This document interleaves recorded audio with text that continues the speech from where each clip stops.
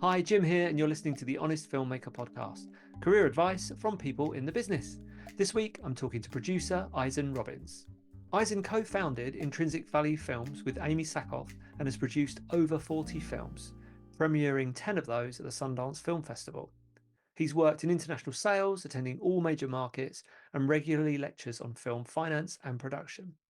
I talked to Isen about how he got into the industry, how he works on those big productions, how they start, how they get made, and also his tips for working in the industry as a producer. Enjoy.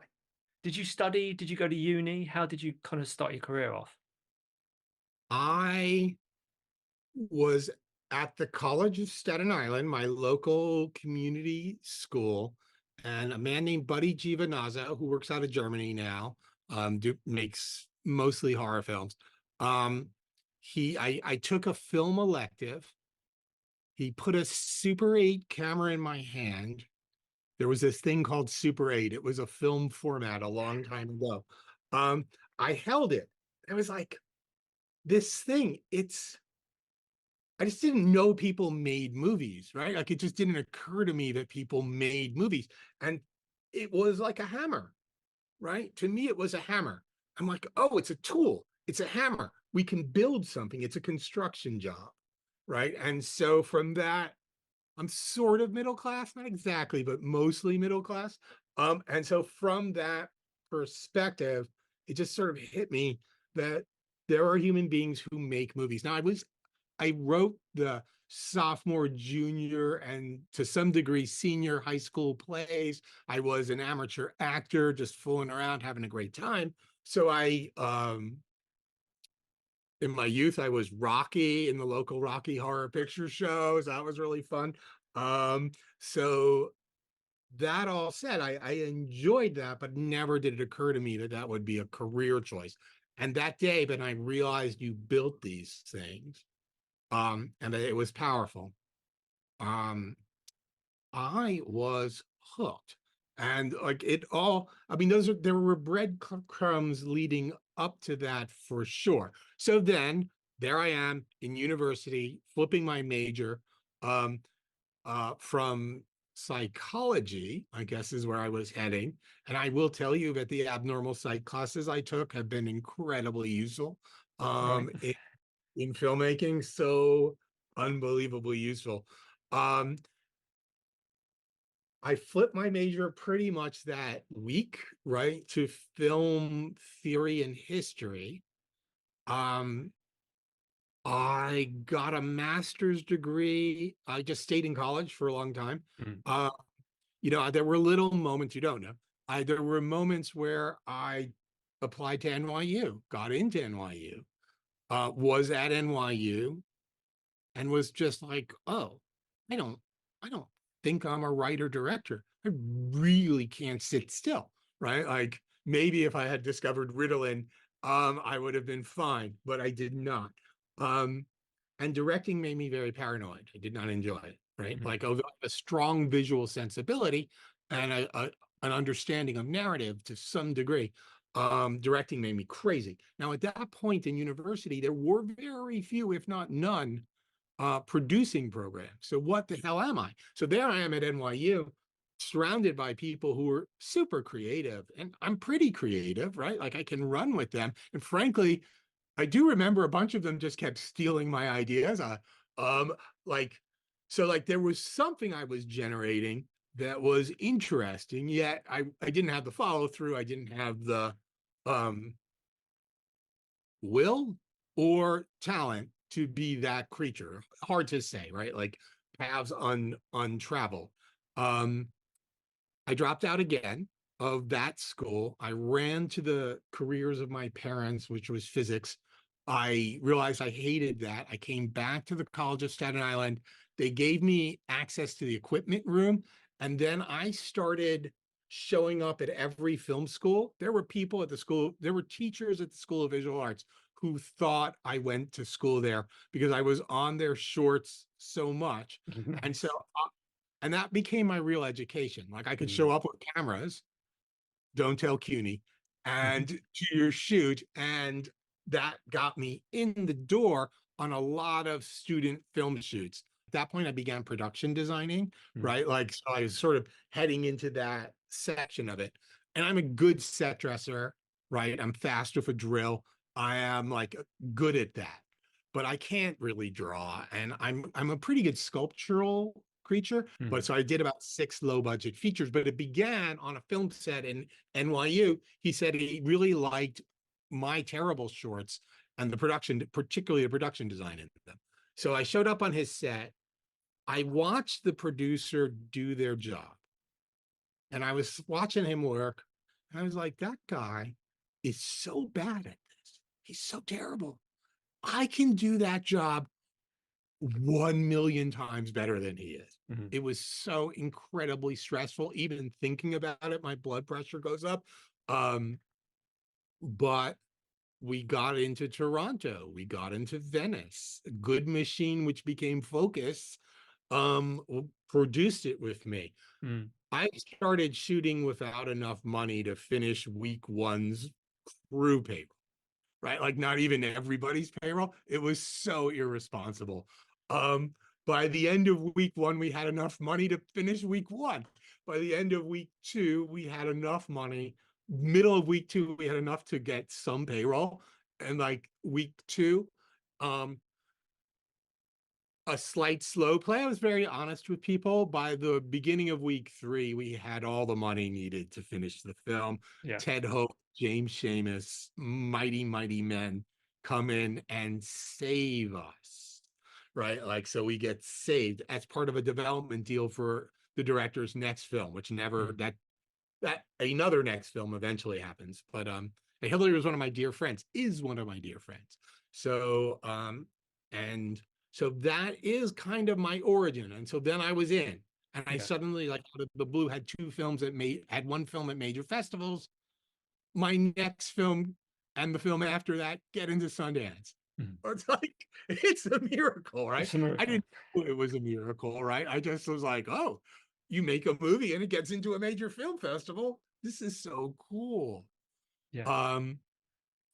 So we've now made like 47, 48 films. Um, we have had 10 films at Sundance, so that's pretty cool. And then won at everything, all the other majors except for the Cannes Film Festival, which Uh, just continues to elude me. yeah. Um, but maybe one day. Yeah. So, and I'm not even sure festivals matter as much anymore, right? Like it's all very confusing right now. It is, but it doesn't look that bad, does it? When you've got Sundance above your feature. It's good, right? Mm. So 2 Torontos ago, nothing sold. Mm. And so that caused a real freak out, right? Like, and look, maybe I just worked with a studio that discouraged me. Maybe, I won't say for sure, but maybe studios don't care about film festivals because they're expensive, right? Mm. They're expensive and they're not worth the bang for their buck. Now, as an indie, if you don't have a sale, I mean, it's the best game. Mm. It's the best game, right? Like it's the right way to play. So, so that was kind of our model. So we had like 13 or like 14 films in majors. Mm. And they sold relatively well usually, and the rest it was a struggle. Yeah. That's not totally true, because some of those films sold quite well out of festivals, so without festivals. So we're changing our model. Did I answer your question? Yeah, yeah, So yeah. That was I think from what I took away from that was entrepreneurial style filmmaking from the start and kind of learning everyone's job on set, which then led you to make these other films and sort of not luckily, but you've got into these major film festivals, which I'm sure made a huge difference. Just talking about Sundance for a minute, because it's not one I've ever been to, and obviously I'm closer to Cannes. We go to Cannes.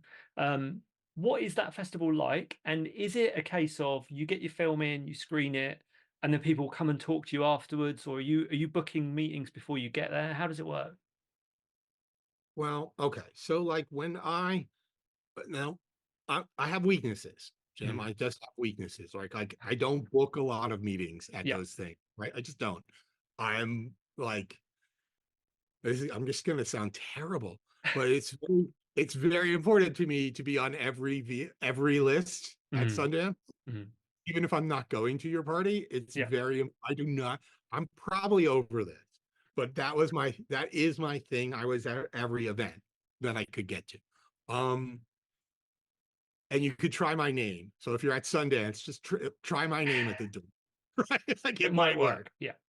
so so with that used to be super important, and I was involved in some of the first party lists, like Mm, that's Carmichael and some other my delightful scoundrels caused like the early party lists, and I was helping. So I do that a lot. Usually I have a film there, right? So I tend to go when I have a film there. I've gone 3 or 4 times without films. It's mm, lovely. It's mm, very relaxing. It's super relaxing by comparison. So we're there.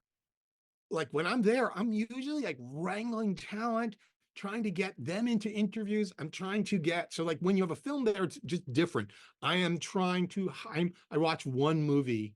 mm, It's the movie I came with usually, and it is the thing I have to like super just focus on that. So like my brain is not elsewhere doing something. I'm trying to focus on what's the next move I can make, because like sometimes I don't know what my next move is. mm, I just don't know.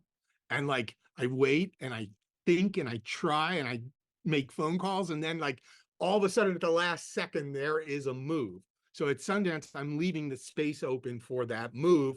Like, can I get this actor in here and get move this and like get the oh, like I can get the director or manager. That's cool. Right, like, but like looking for opportunity to increase the sale, the publicity, my career, but I've been bad at that part. Like mm. we're really like in a existential moment of rethinking it all. Um, You're doing all always. right. You're doing all right. Eh, Yes, right. Like there's people who like would kill to have my resume. Mm. There's people I would kill to have their resume. Always like that. The grass is like So let talk to me about the one you've just got coming out at the moment, £5 of Pressure. So where did that come from, that initial project? 13, 13-ish years ago. Wow. Okay. Um, I was at a party, a theme of the day. So I was at a party and I started talking to this fellow named Phil, and I was like, go. He looks like a rock and roll dude, but there's something about his intellect, right? Like Mm. this man, I'm like, I am definitely drawn to like the very, very smart. I just am. Um, like Man. So I'm like, and maybe it's a flaw, um, but he's a genius. And so I start talking to him, and we're just rolling through things and topics and having a very good time. And then learn he's a filmmaker, and he sends me a script. I never read it, right? It's probably 14 years ago. About 6 months go by. My head of development at the time, Joe, just is like, you should read the script. It's quite good. It has some actors involved. You should read the script. You should read the script. And so he tortures me. Joe does not let me go for another 2 months. So 7, 8 months after he sends me the script, like a total a-hole, I call him up and I'm like, hey, got around to reading your script. 7 months later, Yeah. right? Like jerky. And he's like, all right, and so we get together and we try to make that movie. Like I join up with his team with Steve Carr and Phil Alaco, and some other producers who don't make it. And we struggle to get the film made, and that cast kind of ages out, Mm. right? Or has their problems and what, like, so on and so forth. Careers change. Um, 6 years ago. So then we go and we make another movie with Phil called The Truth About Lies, because we can't get this one made. We make a lower budget movie. And then that movie's picked up by a particular company. In that company is a billionaire. That billionaire asks Phil, what else is he working on? We have this great like follow-up comedy Mm. And there's this old script, 5 pounds of pressure. He reads 5 pounds of pressure. He's like, I will back offers. I will make your movie. Mm. I'm Wow. like, okay, we're on. Yeah. And we start making offers, and we get to the fantastic Luke Evans. And he says yes. That's 5 years ago, Yeah. right? We catch a young actor who has a lot of friends who are hitters in our end of the world. We meet Scott McFarlane, who brings with Mark Dannon, who brings Lionsgate. Once we have Lionsgate, now like the stakes have just switched, Mm. right? Like, can't blow this. Um, for us, it's our second kind of studio, so we get serious, and we just it really has been the hardest movie of my life. Mm. Like, just folks, you're not like, I just didn't expect movie 46 to like shut me down for a year of combat Mm. to get the thing into like shape to put into the world. It was Yeah. brutal, it's very hard. Um, we won't go into that. But it did get into the world, and it will continue to get into the world. And I was at the this weekend. It was this weekend. I was at the after party of the very gentle release in New York. And the theater was packed, and it was filled with the director's friends. And I was at this party, and I'm a little COVID averse Mm. because it's been rough. So like, I'm not really jumping into the party. I'm sort of hovering on the outside of the party, pulling people off who I know.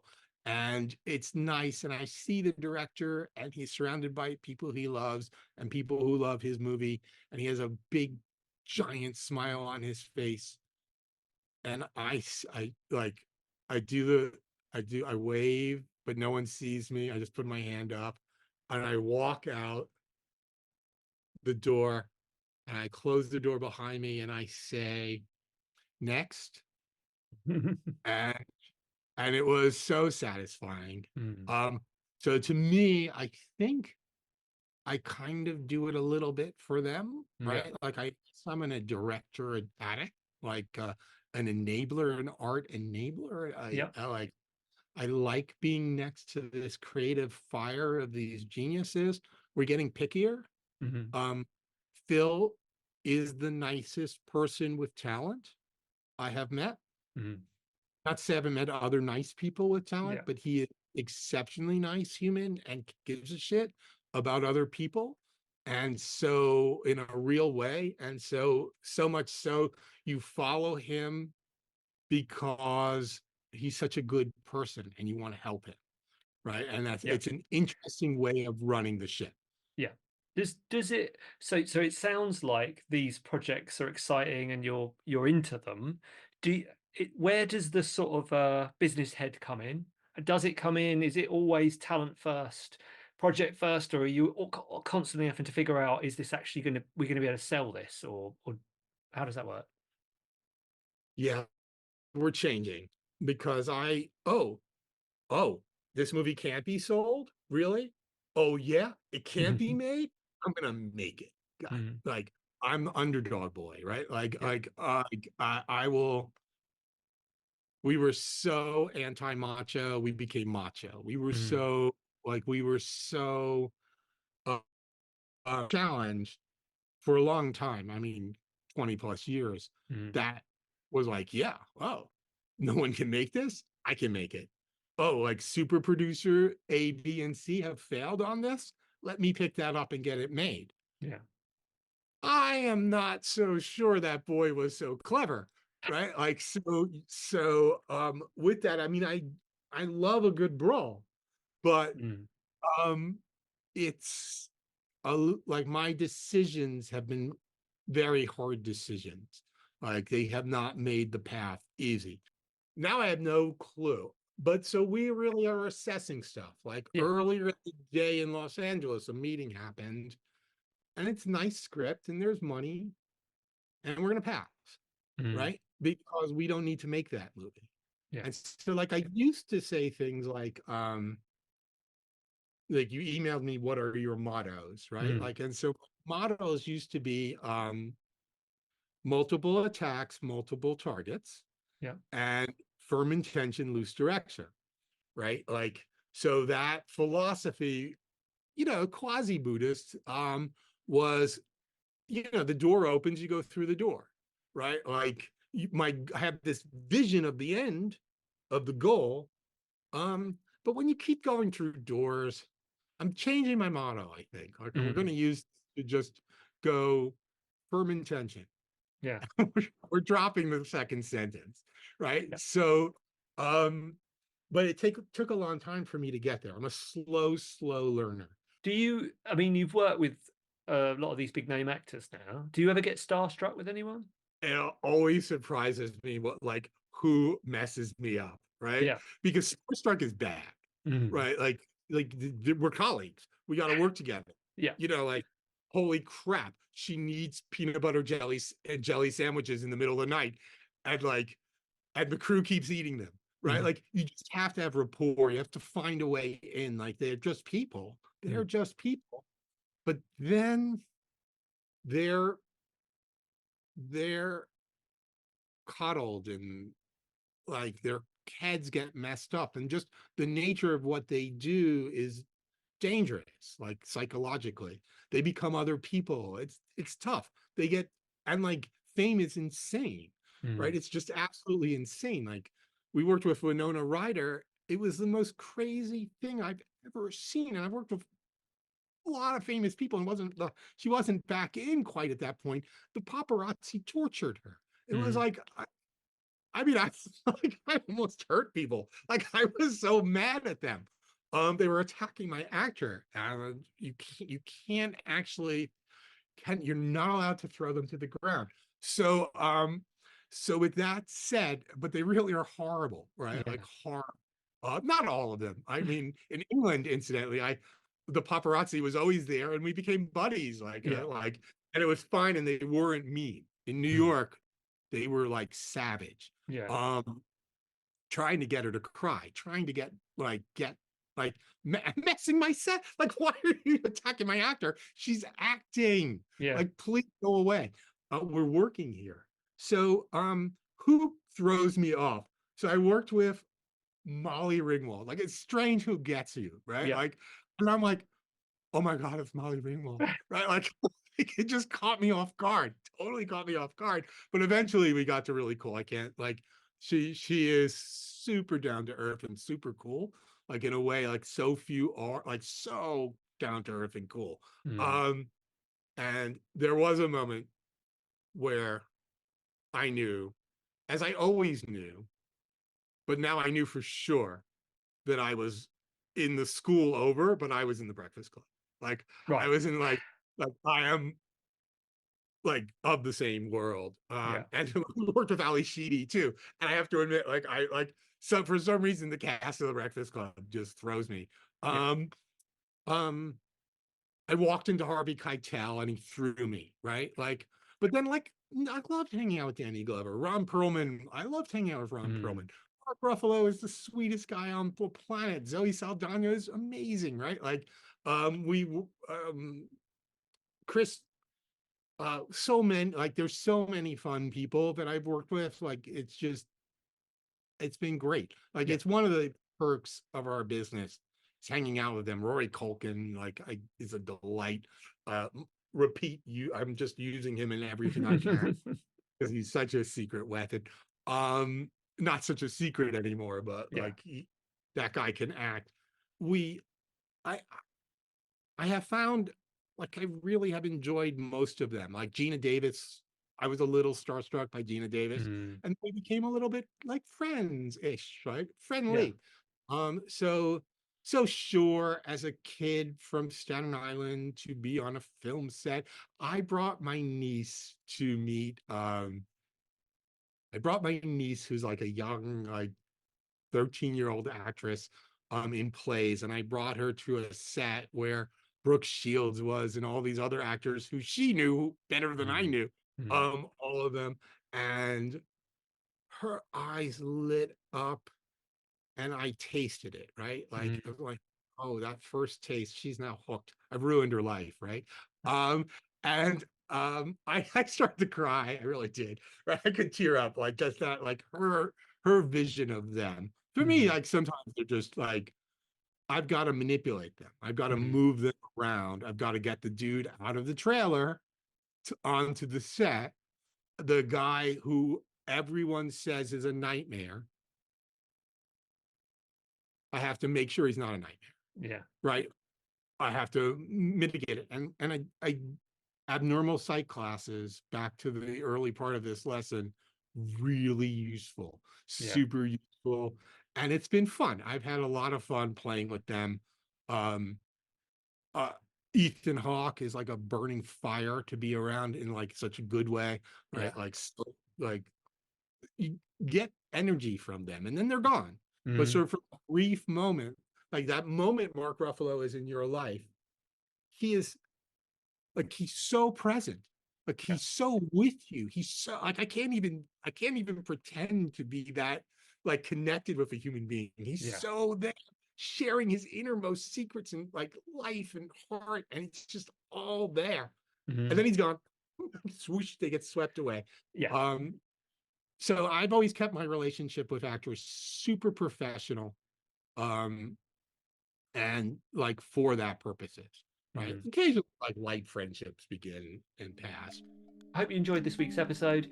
If you want more advice from industry professionals who are out there at the moment working, or you just want to listen to some cool stories from film sets from around the world, then please do subscribe.